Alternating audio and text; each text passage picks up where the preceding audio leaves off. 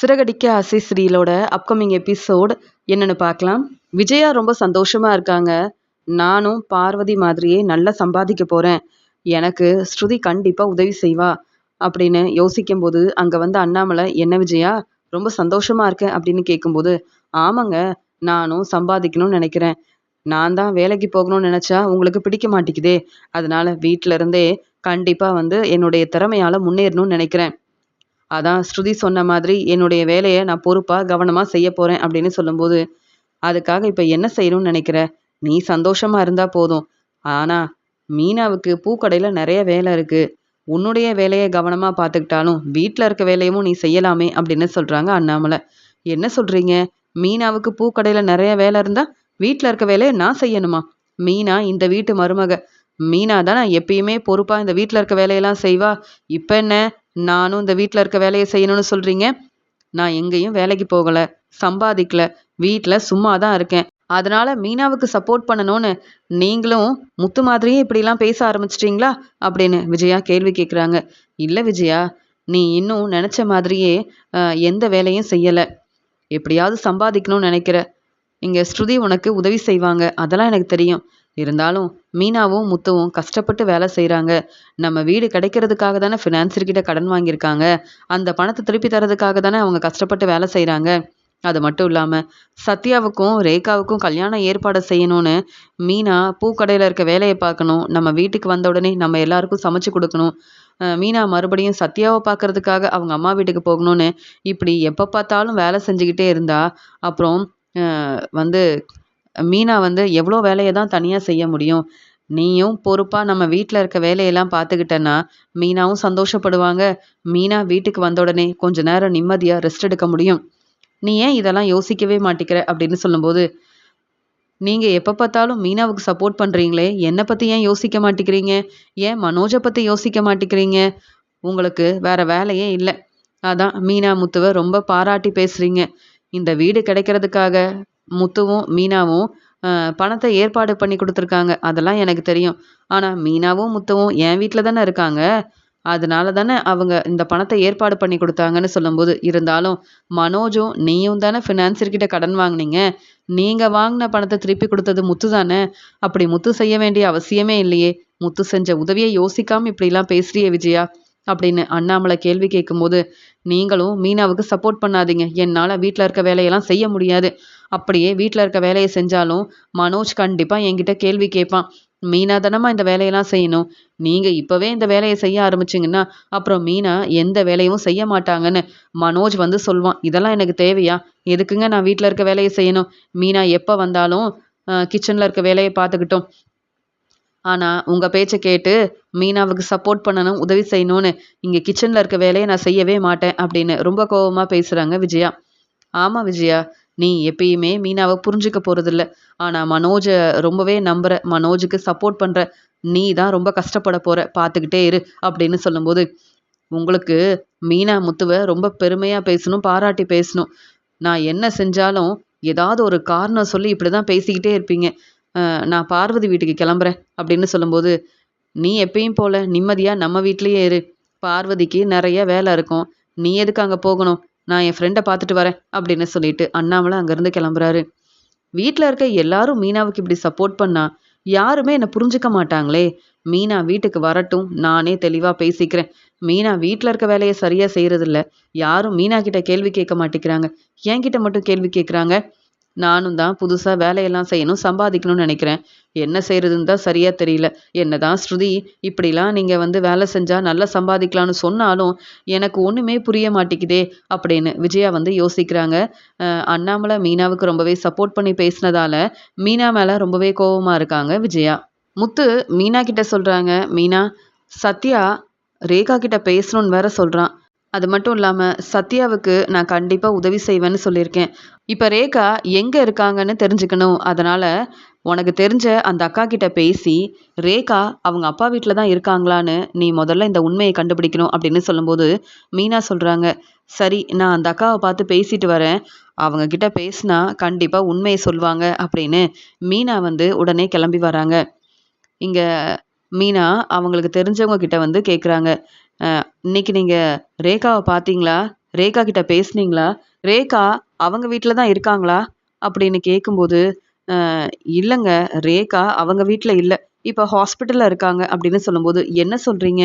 அப்படின்னு மீனா கேட்குறாங்க. உடனே அந்த அக்காவும் அவங்களுக்கு தெரிஞ்ச உண்மைய சொல்றாங்க. இங்க என்ன நடந்ததுன்ற உண்மைய ரொம்ப தெளிவா மீனா கிட்ட சொல்றாங்க. ரேகா சரியா சாப்பிடாம இருந்ததால, அவங்க ரொம்ப முடியாம இருக்கிறாங்கன்னு, இங்க சிந்தாமணியும், ரேகாவோட அப்பாவும் அவங்கள ஹாஸ்பிட்டல் கூட்டிட்டு போயிருக்காங்க. வெளியூர்ல இருந்து வந்த ரேகா யார்கிட்டயும் சரியா பேசவும் இல்ல. அவங்க ரூம்லயே தான் இருந்தாங்க. ரேகா வெளியூர்ல இருந்து வந்ததுக்கு அப்புறமா, நான் ரேகா கிட்ட பேசவே இல்ல. அவங்க சரியா சாப்பிடாம இருந்ததால, அவங்க ரொம்ப முடியாம இருக்காங்கன்னு தெரிஞ்சுக்கிட்டேன். உடனே அவங்கள ஹாஸ்பிட்டல் கூட்டிட்டு போயிருக்காங்க. அ சரி எனக்கு நெறைய வேலை இருக்கு. நான் கிளம்புறேன் அப்படின்னு சொல்லிட்டு, அந்த அக்கா வந்து உண்மைய சொல்லிட்டு அங்கருந்து கிளம்புறாங்க. மீனா ரொம்பவே பதட்டமா, இங்க ரேகாவுக்கு என்னாச்சுன்னு தெரியல. அ இவங்க ரேகா கிட்ட சரியா பேசவே இல்லன்னு வேற சொல்றாங்க. ரேகா இப்ப ஹாஸ்பிட்டல்ல வேற இருக்காங்களே! உடனே இந்த உண்மைய முத்துக்கிட்ட சொல்லணும். சத்யாவுக்கு இந்த உண்மை தெரிஞ்சா ரொம்பவே மனசு வேதனைப்படுவான். உடனே ரேகாவ பார்த்து பேசணும்னு வேற சொல்வான். நம்ம இப்ப என்ன செய்யன்னு யோசிக்கணும் அப்படின்னு. மீனா ரொம்பவே பதட்டமா முத்துவுக்கு ஃபோன் பண்றாங்க. முத்து சவாரிக்கு போயிருக்காரு. என்னுடைய வேலையெல்லாம் முடிச்சுட்டு மீனாவுக்கு ஃபோன் பண்ணலான்னு நெனச்சேன். இப்ப மீனா எதுக்கு ஃபோன் பண்றான்னு தெரியலையே! அப்படின்னு முத்து யோசிக்கிறாரு. அந்த சமயம் மறுபடியும் மீனா ஃபோன் பண்றாங்க. முத்து, என்ன மீனா? என்னாச்சு? நான் இப்ப சவாரிக்கு போயிட்டுருக்கேன் மீனான்னு சொல்லும்போது, மீனா ரொம்ப பதட்டமா ஃபோன் பண்ணி பேசுறாங்க. உடனே முத்து சொல்றாங்க, "என்ன மீனா? ஏன் இவ்ளோ பதட்டமா பேசுறேன்னு?" கேட்கும்போது, "இல்லங்க, ரேகா இப்ப அவங்க அப்பா வீட்ல இல்ல" அப்படின்னு சொல்றாங்க மீனா. "அப்படியா? நான் நெனச்சேன். ஏற்கனவே நமக்கு உண்மை தெரிஞ்சதால, கண்டிப்பா அ ரேகாவ ஒரு வேள சிந்தாமணி வீட்டுக்கு கூப்ட்டு போயிருப்பாங்களா?" அப்படின்னு கேட்கும்போது, "இல்லங்க. ரேகா சரியா சாப்பிடாம இருந்திருக்காங்க. அதனால இப்ப ரொம்ப முடியாம இருந்ததால, அவங்கள உடனே ஹாஸ்பிட்டல் கூட்டிட்டு போயிருக்காங்க." அப்படின்னு சொல்லும்போது, "அப்படியா மீனா? அ நல்ல வேள இந்த உண்மைய நீ தெரிஞ்சுக்கிட்ட. ரேகா அவங்க அப்பா வீட்ல இருந்தா தான் ரேகா கிட்ட பேச முடியாது. இப்ப அவங்க ஹாஸ்பிட்டல்ல தானே இருக்காங்க. இப்ப உண்மைய தெரிஞ்சுக்கிட்டல்ல, எப்படியாவது ரேகாவ பார்த்து பேசலாம். நம்ம கண்டிப்பா ரேகாவ பார்க்கறதுக்காக போகணும். என் வேலைய முடிச்சுட்டு நான் வரேன் மீனா." அப்படின்னு சொல்லிட்டு முத்து ஃபோன வைக்கிறாரு. மீனா யோசிக்கிறாங்க, சத்யாவ இத்தன நாள் நான் புரிஞ்சுக்கவே இல்ல.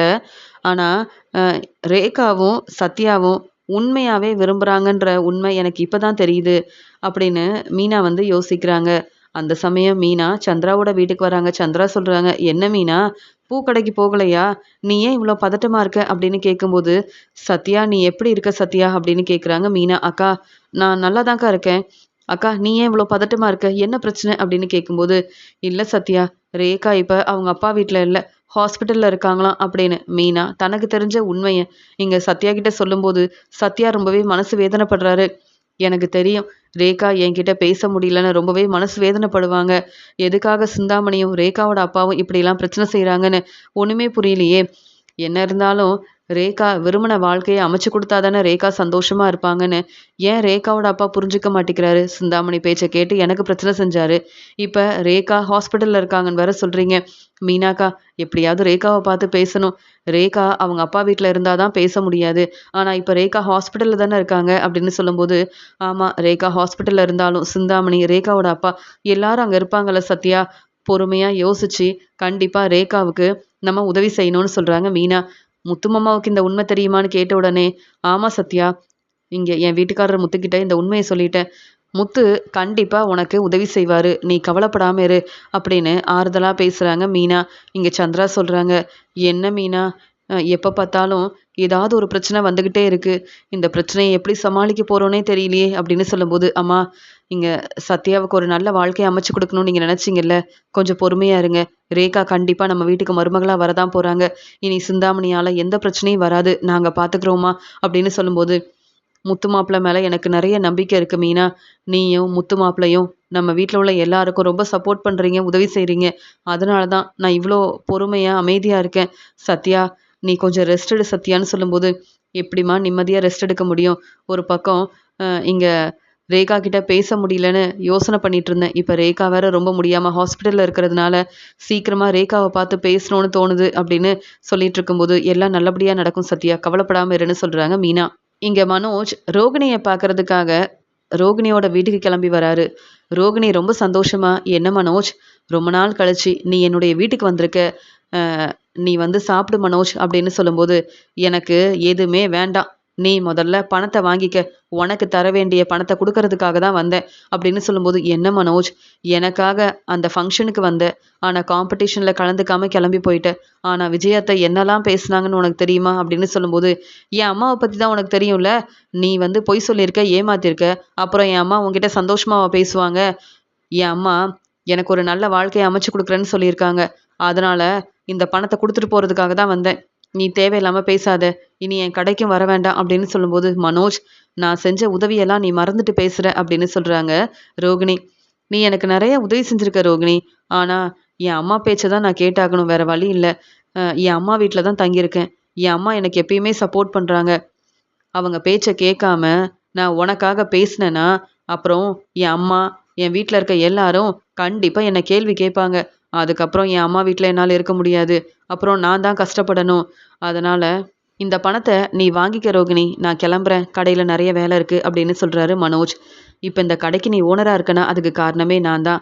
இப்போ உன்னுடைய பிஸ்னஸ் நல்லபடியாக நடக்குதுன்னா, நான் செஞ்ச உதவியால் தான் நீ சந்தோஷமாக உன்னுடைய வேலையை ரொம்ப பொறுப்பாக அக்கறையாக பார்த்துக்கிற. ஆனால் எனக்கு ஒரு பிரச்சனைனா நீ கண்டுக்கவே மாட்டிக்கிற மனோஜ். நீ இப்படிலாம் செய்வேன்னு நான் யோசிக்கவே இல்லை அப்படின்னு ரோகிணி பேசுகிறாங்க.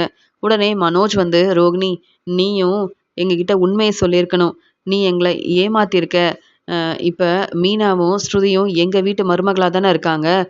என்னதான் என் அம்மா மீனாவை புரிஞ்சுக்கலனாலும், மீனா பொறுப்பான மருமகன்னு எல்லார்கிட்டயும் நல்ல பேர் வாங்குறாங்க. ஸ்ருதியும் அவங்க வேலையை கவனமாக பார்க்குறாங்க. ஆனால் நீ என்னை கல்யாணம் பண்ணிக்கிறதுக்காக பொய் சொல்லியிருக்க ரோகிணி. அதான் என் அம்மா உன் மேலே ரொம்ப கோபமாக இருக்காங்க. இந்த பணத்தை கொடுக்கறதுக்காக தான் வந்தேன். இல்லைனா என் ஃப்ரெண்டு கிட்ட தான் இந்த பணத்தை கொடுத்து அனுப்பியிருப்பேன் அப்படின்னு சொல்லும்போது, என்ன மனோஜ் இப்படிலாம் பேசுகிற? ஃபினான்சியரும் சிந்தாமணியும் உனக்கு பிரச்சனை செய்யும்போது உனக்காக சப்போர்ட் பண்ண வந்தது நான் தான். இங்கே சிந்தாமணி கேட்ட மாதிரியே உடனே பணத்தை ஏற்பாடு பண்ணி கொடுத்ததும் நான் தான். அதனால தானே மறுபடியும் நீ வீட்டுக்கு திரும்பி வந்த.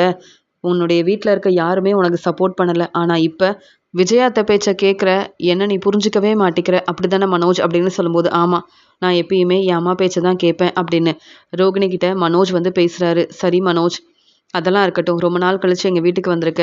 நீ சாப்பிட்டுட்டு கிளம்பலாமே அப்படின்னு சொல்கிறாங்க. இல்லை ரோகிணி, நான் இப்போவே கிளம்பணும் அப்படின்னு சொல்லிட்டு மனோஜ் உடனே ரோகிணி கிட்ட சரியாக பேசாமல் அங்கேருந்து கிளம்புறாரு. ரோகிணி ரொம்பவே மனசு வேதனைப்படுறாங்க. மனோஜ், உன்கிட்ட பேச நான் கடைக்கு வரலாம்ல மனோஜ் அப்படின்னு ரோகிணி கேட்குறாங்க. இந்த பணத்தை ஏற்பாடு பண்ணுறதுக்கு நான் எவ்வளோ கஷ்டப்படுறேன்னு எனக்கு தான் தெரியும். அதனால் நீ கடைக்கு வரவும் வேண்டாம், என் அம்மா என்னை கேள்வி கேட்கவும் வேண்டாம். நீ உன்னுடைய வேலையை பாரு ரோகிணி அப்படின்னு சொல்லிட்டு மனோஜ் அங்கேருந்து கிளம்புறாங்க. மனோஜ், எனக்கு டிவோர்ஸ் கிடைக்கிற வரைக்கும் மாதம் மாதம் இப்படி தான் பணம் கொடுக்கணும். ஆனால் இந்த பணத்தை ஏற்பாடு பண்ணுறதுக்கு மனோஜ் ரொம்ப கஷ்டப்படுறேன்னு வேற சொல்கிறாரு. மனோஜ் நல்லா தான் சம்பாதிக்கிறாரு. ஆனால் எனக்காக பணத்தை கொடுக்கக்கூடாதுன்னு நினைக்கிறாரு. அதான் இப்படிலாம் பேசுகிறாரு. மனோஜ் இப்போவாது என்னை புரிஞ்சுப்பாருன்னு நினச்சேன். ஆனால் மனோஜ் இப்போவும் விஜயாவுக்கு தான் சப்போர்ட் பண்ணி பேசிட்டு இங்கேருந்து கிளம்புறாரு அப்படின்னு ரோகிணி ரொம்பவே மனசு வேதனைப்படுறாங்க. அந்த சமயம் ரோகிணியோட அம்மா அங்கே ரோகிணி கிட்ட கேள்வி கேட்குறாங்க. என்ன ரோகிணி, மனோஜ் வரப்போறாருன்னு சாப்பாடெல்லாம் செஞ்சு வச்சேன். ஆனால் மனோஜ் உன் பேச்சை கேட்காம கிளம்பிட்டாரா அப்படின்னு சொல்லும்போது, ஆமாம்மா, இந்த மாதம் எனக்கு தர வேண்டிய பணத்தை கொடுக்கறதுக்காக வந்திருக்காரு. இப்போவும் மனோஜ் என்னை புரிஞ்சுக்க மாட்டேங்கிறாரு. விஜயாவுக்கு தான் சப்போர்ட் பண்ணுறாரு. என்ன செய்யனே தெரியல அப்படின்னு சொல்லும்போது, இதுக்காக தான் நான் சொன்னேன். விஜயா மனசு மாற போகிறதும் இல்லை, உன்னை மருமகளாக ஏற்றுக்க போகிறதும் இல்லை. இனியாவது கிறிஷை புரிஞ்சுக்கிட்டு கிறிஷை நீ நல்லபடியாக பார்த்துக்கணும்னு சொன்னால் என் பேச்சை நீ கேட்க மாட்டேங்கிறியே அப்படின்னு சொல்லும்போது, இங்கே ரோகிணி பதில் பேசாமல் அமைதியாக இருக்காங்க. ரோகிணியை நினச்சி ரொம்பவே மனசு வேதனைப்படுறாங்க ரோகிணியோட அம்மா. இங்கே மீனா வீட்டுக்கு வந்த உடனே முத்துக்கிட்ட உண்மையை சொல்கிறாங்க. சரி மீனா, நம்ம யோசிச்சு எப்படியாவது ரேகாவுக்கு உதவி செய்யணும் அப்படின்னு மீனாவும் முத்துவும் பேசிட்டு இருக்கும்போது அங்கே விஜயா வந்த உடனே, என்ன மீனா, நீ ரொம்ப நேரம் கழிச்சு வீட்டுக்கு வந்திருக்க, என்ன சாப்பிட்டுட்டு ரெஸ்ட் எடுக்கிறதுக்காக போறியான்னு கேட்கும்போது, ஆமா அத்தை, நீங்கள் சாப்பாடெல்லாம் நல்லா ருசியாக சமைச்சு வச்சுருந்தீங்க, நான் சாப்பிட்டுட்டேன் அப்படின்னு சொல்லும்போது, தினமும் இதே மாதிரி உன்னுடைய வேலையை சரியாக கவனிக்காம இப்படி வீட்டுக்கு ரொம்ப நேரம் கழிச்சு வந்தா நான் தானே சமைச்சு வைக்கணும். நீ நிம்மதியாக சாப்பிட்டுட்டு ரெஸ்ட் எடுக்க போற, ஆனால் கிச்சனில் இருக்க வேலையை நான் செய்யணுமா? நீ என்ன நினச்சிட்டு இருக்க மீனா? உன்னுடைய குடும்பம் தான் முக்கியம்னு நினச்சிட்டு நீ நம்ம வீட்டில் இருக்க வேலையை செய்யாமல் இருந்தனா பேசாமல் உங்கள் அம்மா வீட்டிலேயே இருக்க வேண்டியதானே? சத்யாவுக்கும் ரேகாவுக்கும் கல்யாண ஏற்பாடெல்லாம் செய்யணும்னு நீ யோசிக்கிறதுலாம் சரிதான்.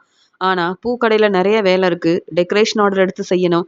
இங்கே முத்து பேச்சை கேட்டு இப்போ வீட்டில் இருக்க வேலையை செய்யக்கூடாதுன்னு யோசிக்கிறியா அப்படின்னு சொல்லும்போது, இல்லை அத்தை, எனக்கு உண்மையாவே நெறைய வேலை இருந்தது.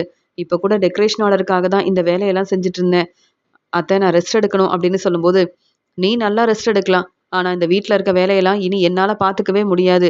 நீ வந்து பூக்கடைக்கு போனாலும் சரி, உங்க அம்மா வீட்டுக்கு போனாலும் சரி, நீ வீட்டுக்கு சீக்கிரமா வரணும். இல்லன்னா நீ எந்த வேலையும் செய்ய வேண்டாம். நீ வீட்ல இருக்க வேலைய மட்டும் பார்த்துக்கிட்டா போதும்" அப்படின்னு சொல்றாங்க. உடனே அங்க வந்த ஸ்ருதி சொல்றாங்க, "விஜயா அத்தை ஏன் இப்படிலாம் பேசுறீங்க? மீனா எவ்ளோ வேலைய தனியா பார்த்துக்க முடியும்னு" சொல்லும்போது, "ஸ்ருதி நீயும் இந்த வீட்டு மருமக தான். என்ன நீ பெரிய பணக்கார வீட்டு பொண்ணு. அதனால இந்த வீட்ல இருக்க வேலையெல்லாம் செய்ய வேண்டான்னு சொல்றேன். கிச்சன்ல இருக்க வேலைய உனக்கு செய்யவும் தெரியாது. அப்ப மீனா தானே பொறுப்பா அந்த வேலைய பார்த்துக்கணும்" அப்படின்னு சொல்லும்போது, "அத்தை எனக்கு தான் வேலை செய்ய தெரியாது. ஆனா உங்களுக்கு எல்லா வேலையும் செய்ய தெரியும்ல.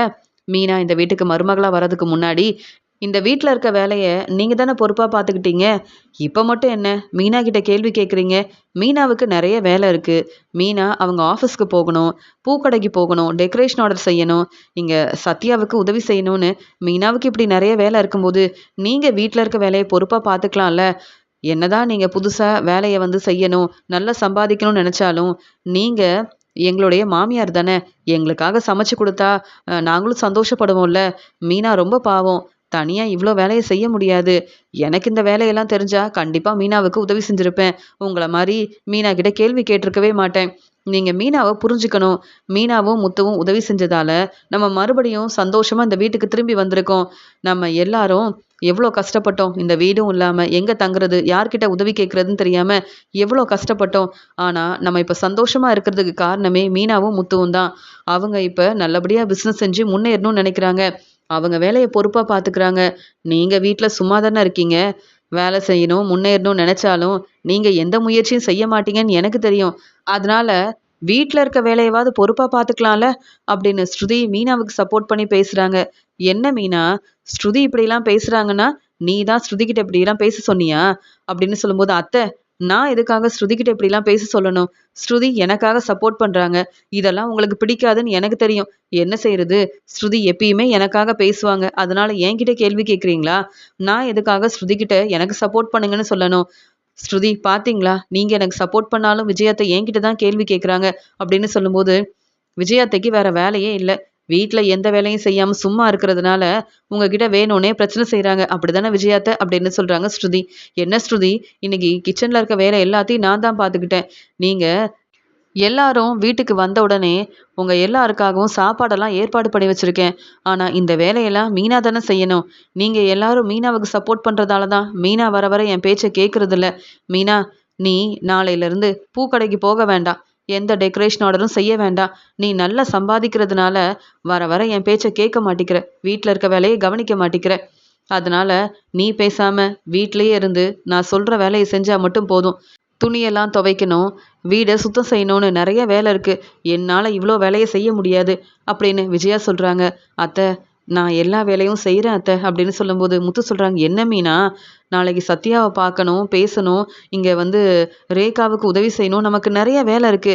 என் அம்மா தான் இப்படி சொல்றாங்கன்னா, இந்த வேலைய செய்ய முடியாதுன்னு தெளிவா பேசாம, நீ என்ன மீனா? எல்லா வேலையும் நானே பார்த்துக்கிறேன்னு சொல்ற. நீ முதல்ல வந்து ரெஸ்ட் எடு. என் அம்மாவுக்கு வேற வேலை இல்ல. ஸ்ருதி சப்போர்ட் பண்ணாலும் உன்கிட்ட வந்து கேள்வி கேட்குறாங்க. நீ அமைதியா வந்து ரெஸ்ட் எடு மீனா" அப்படின்னு ரொம்ப கோவமா முத்து அ விஜயா கிட்ட சரியா பேசாம, மீனாவ வந்து ரெஸ்ட் எடுக்கிறதுக்காக கூப்ட்டு போறாரு. உடனே ஸ்ருதி சொல்றாங்க, "மீனா ரொம்ப நல்லவங்க. அதனால தான் நீங்க பேசுற பேச்செல்லாம் கேட்டுட்டு ரொம்ப பொறுமையா இருக்காங்க. ஆனா, நீங்க என்கிட்ட இப்படிலாம் பேசினா நான் பொறுமையாவே இருக்க மாட்டேன். அ இங்க விஜயா அத்தை தேவையில்லாம பிரச்சனை செய்றாங்க. இந்த வீட்டு மருமகளா இருந்து நான் ரொம்ப கஷ்டப்படுறேன்னு, உடனே நான் வந்து போலீஸ் கிட்ட உதவி கேட்பேன்" அப்படின்னு சொல்லும்போது, "என்ன ஸ்ருதி இப்படிலாம் பேசுற?" அப்படின்னு சொல்லும்போது, "ஆமா, நீங்க இப்படி மீனா கிட்ட எதுக்கு தேவையில்லாம பேசி பிரச்சனை செய்றீங்க? இனி வீட்ல இருக்க வேலைய நீங்களே பார்த்துக்கங்க" அப்படின்னு சொல்லிட்டு ஸ்ருதியும் அங்கருந்து கிளம்புறாங்க. எப்ப பார்த்தாலும் மீனாவுக்கு சப்போர்ட் பண்றதுக்காக முத்து, ரவி, ஸ்ருதி மட்டும் இல்ல, என் வீட்டுக்காரர் அண்ணாமலையும் மீனாவுக்கு ரொம்ப சப்போர்ட் பண்றதால, மீனா என் பேச்ச கேட்கவே மாட்டிக்கிறாளே!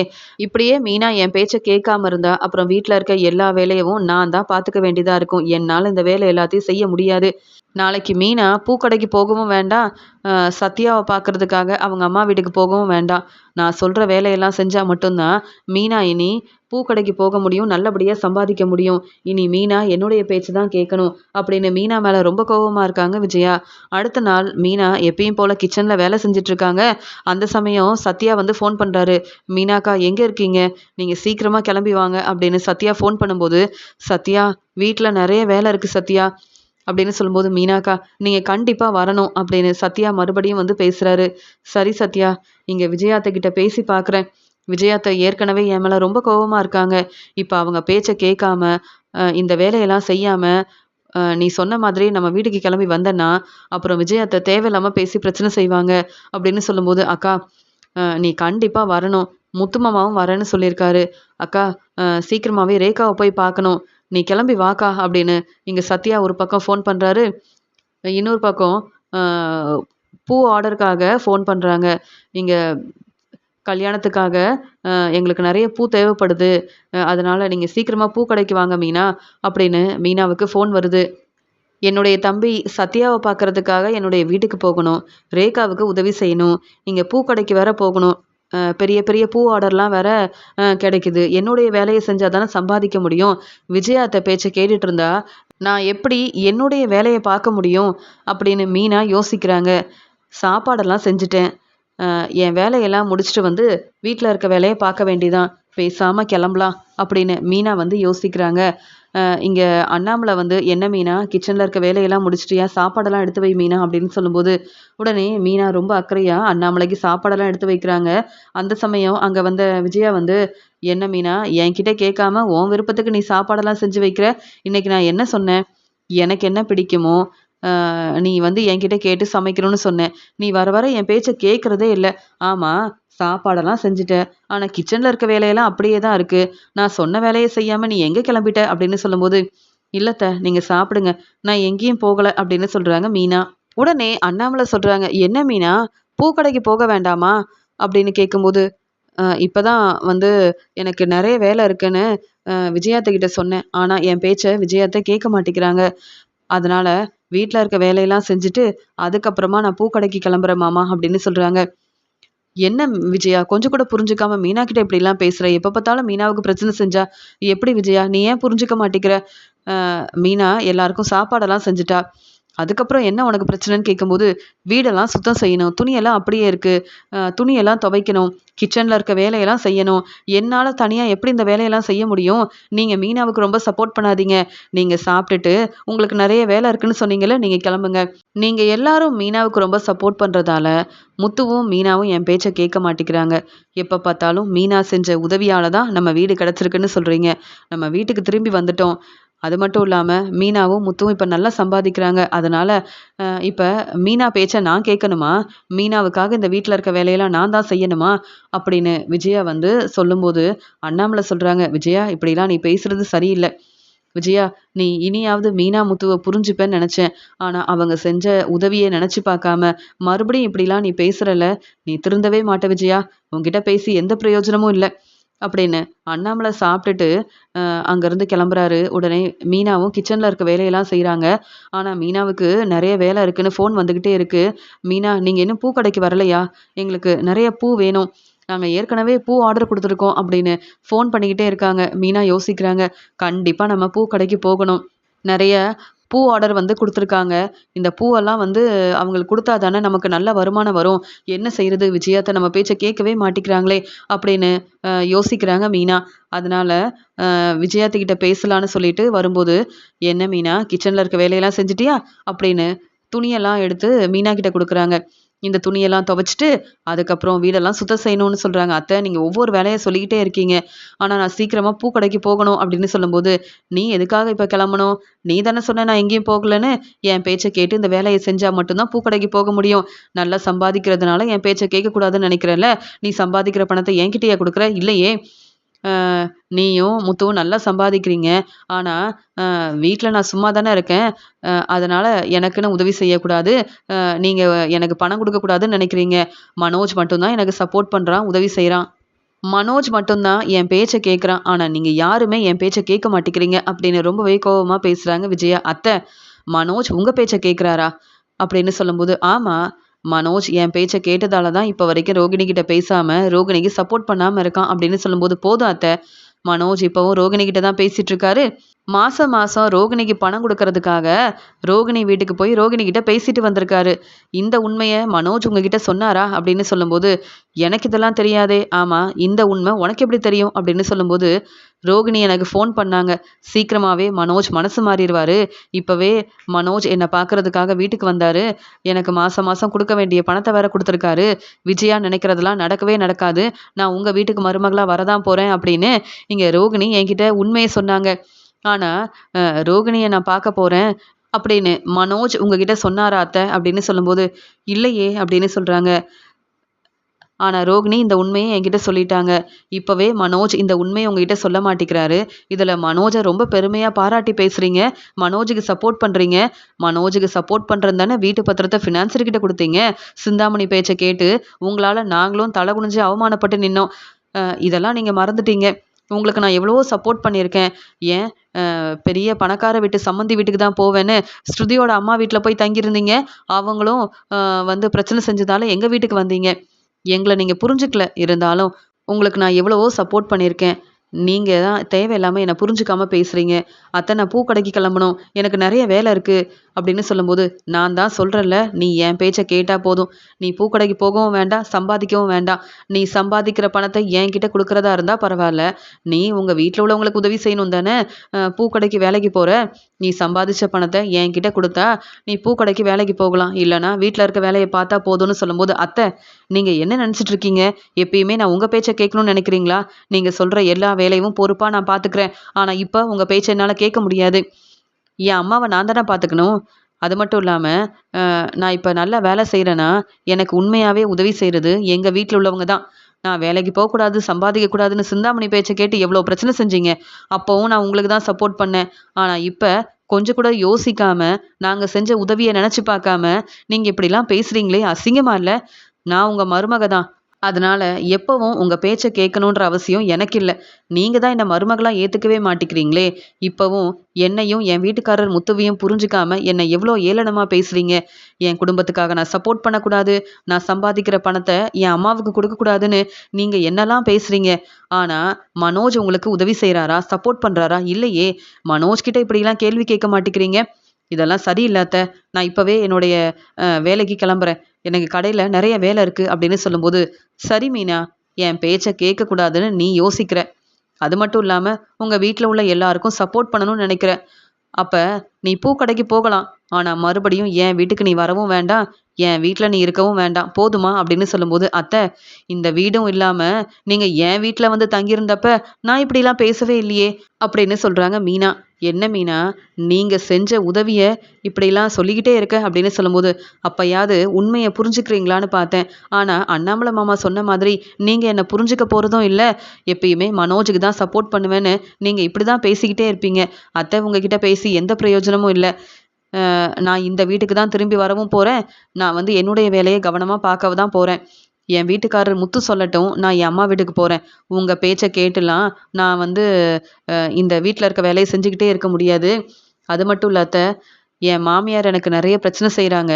நான் அவங்க வீட்டுக்கு வரவே கூடாதுன்னு இப்படிலாம் பேசுறாங்கன்னு நான் போலீஸ்கிட்ட உதவி கேட்டா, அதுக்கப்புறம் நீங்களே யோசிச்சு பாருங்க அத்த. அப்புறம் நீங்க என்னைக்குமே வெளியில வர முடியாது. சொந்தக்காரங்க, தெரிஞ்சவங்க எல்லாரும் கேள்வி கேட்பாங்க. "என்ன விஜயா, உன்னுடைய மருமக மீனா பொறுப்பான மருமகளா இருந்து குடும்பத்த பார்த்துக்கிறாங்க. அவங்க செஞ்ச உதவியெல்லாம் யோசிச்சு பார்க்காம, இப்படி பிரச்சனை செஞ்சிருக்கிறியேன்னு" உங்ககிட்ட கேள்வி கேட்பாங்க. பதில் பேச முடியாம நீங்க தான் தலை குனிஞ்சு நிக்கணும். அது மட்டும் இல்லாம நான் கண்டிப்பா போலீஸ்கிட்ட உதவி கேட்பேன். உங்கள பத்தின உண்மையும் ரொம்ப தெளிவா சொல்லுவேன். உங்களால எனக்கு பிரச்சனை வந்தா இனி நான் பொறுமையா இருக்க மாட்டேன். நான் உங்க வீட்டுக்கு மறுபடியும் வரக்கூடாதுன்னு சொன்னீங்கன்னா, அப்புறம் நானும் பொறுமையா இருக்க மாட்டேன் அத்த அப்படின்னு சொல்றாங்க மீனா. மீனா இப்படி பேசுனத கேட்டு விஜயா பதில் பேசாம ரொம்பவே பதட்டமா இருக்காங்க. என்ன ஸ்ருதி சொன்ன மாதிரியே இப்ப மீனாவும் பேச ஆரம்பிச்சிட்டா? மீனா என் பேச்ச கேட்டாதான் இந்த வீட்ல இருக்க வேலையெல்லாம் செய்வான்னு நினைச்சேன். அதனால தானே இப்படிலாம் பேசிட்டு இருந்தேன். ஆனா மீனாவும் இப்படிலாம் பேசுவான்னு நான் யோசிக்கவே இல்ல. அதனால கொஞ்சம் பொறுமையா தான் இருக்கணும் அப்படின்னு மீனா ரொம்ப கோவமா கேள்வி கேட்குறாங்க. பதில் பேசாம அமைதியா இருக்காங்க விஜயா. சரி மீனா, நீ உன்னுடைய பூக்கடைக்கு போகலாம் அப்படின்னு சொல்லும்போது, அப்புறம் பூக்கடைக்கு போனா மறுபடியும் என் வீட்டுக்கு வரவே கூடாதுன்னு சொன்னீங்களே அப்படின்னு மீனா சொல்லும்போது, அமைதியா இருக்காங்க விஜயா. உடனே மீனா சொல்றாங்க, அத்த இப்ப நீங்க என்ன புரிஞ்சுக்கிட்டீங்கல்ல. என்னால முடிஞ்ச வேலைய நான் செஞ்சுட்டேன். நீங்கள் வீட்டில் சும்மா தானே இருக்கீங்க, வீட்டில் இருக்க மற்ற வேலையை நீங்களே பார்த்துக்கோங்க. நான் இப்போ பூக்கடைக்கு கிளம்புறேன். அது மட்டும் இல்லை, என் அம்மா வீட்டுக்கும் போயிட்டு தான் நான் வீட்டுக்கு வருவேன். நான் வர ரொம்ப நேரம் ஆயிடுச்சுன்னா எங்கள் எல்லாருக்கும் நீங்கள் தான் வந்து சமைச்சு வைக்கணும். புரியுதா அத்தை அப்படின்னு சொல்லும்போது பதில் பேசாம அமைதியா இருக்காங்க விஜயா. விஜயா அத்தை கிட்ட ரொம்ப பொறுமையா பேசினா இப்படிதான் பிரச்சனை செய்வாங்க. ஆனா ஸ்ருதி மாதிரி பேசினாதான் விஜயா அத்தை அமைதியா இருப்பாங்க. இதை நான் இப்பதான் புரிஞ்சுக்கிட்டேன் அப்படின்னு விஜயாவுக்கு சரியான பதில் கொடுத்துட்டு மீனா உடனே சந்தோஷமா அங்கிருந்து தன்னுடைய வேலையை பார்க்கறதுக்காக கிளம்புறாங்க. மீனா பூக்கடைக்கு வந்த உடனே யோசிக்கிறாங்க. விஜயா அத்தை நம்ம என்ன பேசினாலும் எப்ப பார்த்தாலும் பிரச்சனை செய்வாங்க. ஆனா ரொம்ப தெளிவா யோசிச்சு நான் பேசினதுக்கு அப்புறமா விஜயாத்த பதில் பேசாம அமைதியா இருக்காங்க. இனி வீட்ல இருக்க எல்லா வேலையவும் நானே பார்த்துக்கிறேன்னு சொல்லவே கூடாது. ஏன்னா எனக்குன்னு நிறைய வேலை இருக்கு. விஜயாத்த இப்போவாது என்ன புரிஞ்சுப்பாங்கன்னு நினைக்கிறேன். இனியாவது விஜயாத்த எனக்கு பிரச்சனை செய்யாம இருந்தா அதுவே போதும். விஜயாத்தைக்கு சரியான பதில் கொடுத்துட்டேன்.